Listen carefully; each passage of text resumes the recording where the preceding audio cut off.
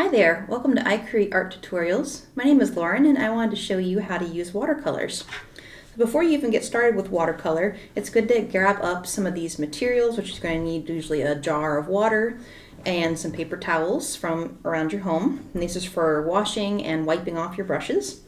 And of course, you're going to need your paint brushes. It's usually advisable to use at least one smaller one and one larger one, depending on the space that you're going to be covering on your paper, and of course your paints.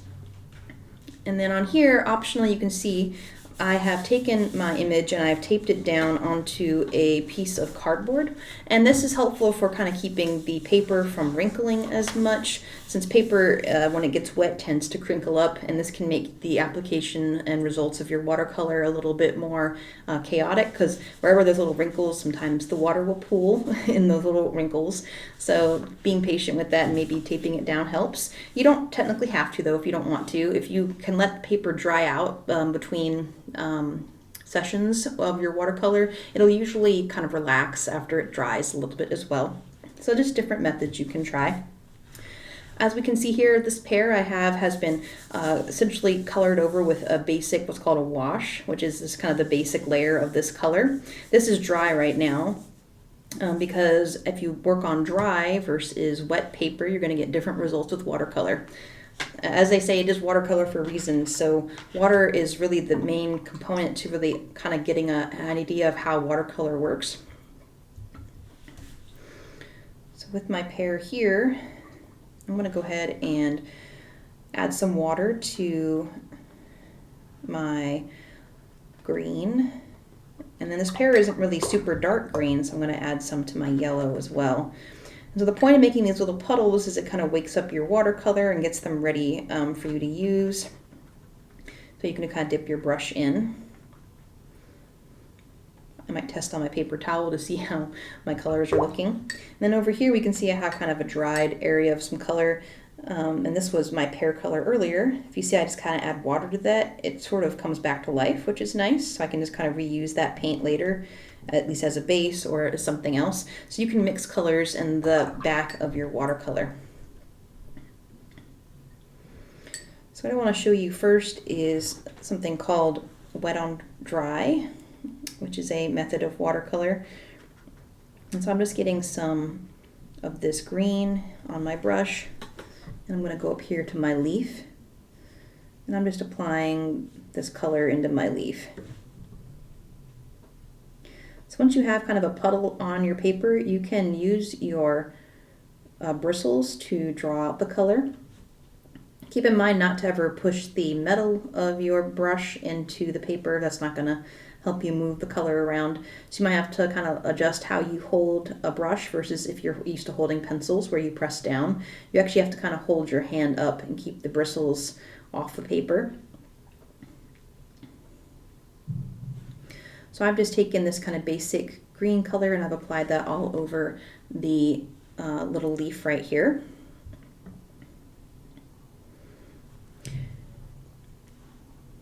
Now if I wanted to get, for instance, a really dark version of this green, I could dry off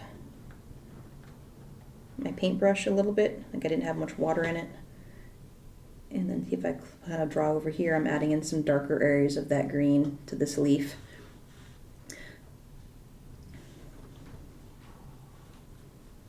Versus if you have a really, really wet brush, you're going to usually have a lighter version of that color.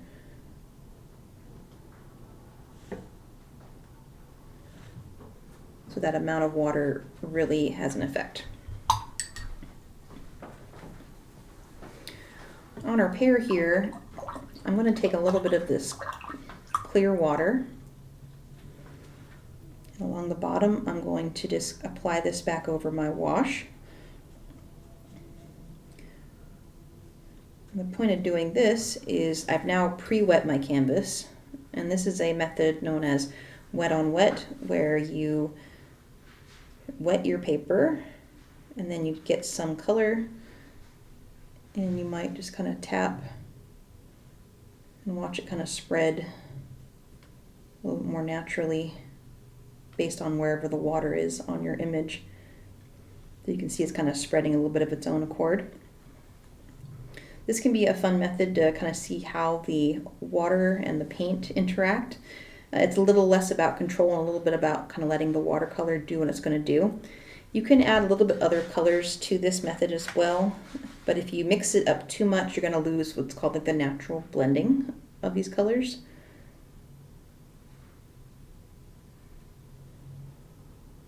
So this is usually better for an area that's going to look a bit more organic and a little less specific in your watercolor pieces.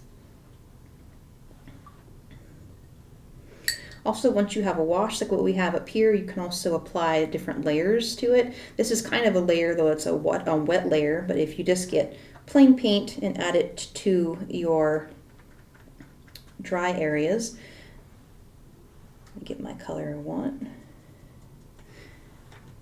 Then you'll get kind of a semi-transparent layer. It doesn't really spread as much as you can see. I have to kind of spread it with my paintbrush. And it might be a bit difficult to see, but there's a little of that kind of yellowy green showing through this more vibrant green. So you can actually build up different layers of watercolor if you have a dry area that's already been kind of washed with the color. And this can add a lot of depth to your watercolor pieces as well.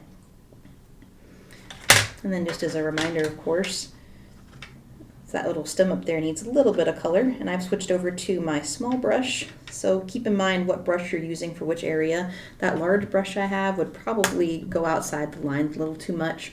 So I've switched to my smaller brush so I can paint inside there as well. So you can actually get a lot of precision as well when you're working with watercolor. As some final little reminders, you can of course mix other colors into any area that's wet. So if I wanted to add a little bit of this purple into there, it'll kind of blend in with the brown. If you add it on top while it's dry, it's usually going to have a more distinct edge and not really blend so much into the previous color. So depending on what kind of look you want, you're going to need to either apply it while it's wet or wait for it to dry to apply your next color. Like we can see here, there's kind of a distinct edge forming on this section where the canvas was dry, but then down here it's a bit more nebulous. Things are sort of blending a little bit more together. So if you're really interested in learning more about watercolor, we have a wonderful Watercolor Lovers theme box, which talks about watercolor in more depth than this video does. And of course, if you want other watercolor projects, just type it in on our website and you'll find a lot more watercolor projects to satiate your curiosity and your creativity. If you really like this video, please subscribe to our channel up here by clicking this button. And I hope you have a great rest of your day, and we see you in some of our other videos. Bye-bye.